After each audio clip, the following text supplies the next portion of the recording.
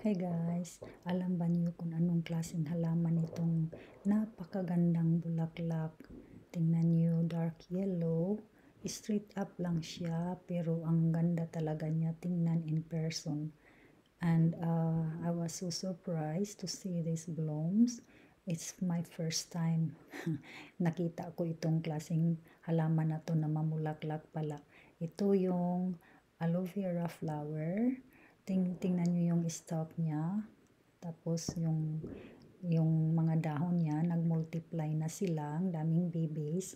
Tapos, by the way, bigay itong halaman na to sa kapatid ko, si Ate Joy 721. Please guys, subscribe to her channel. We appreciate your support.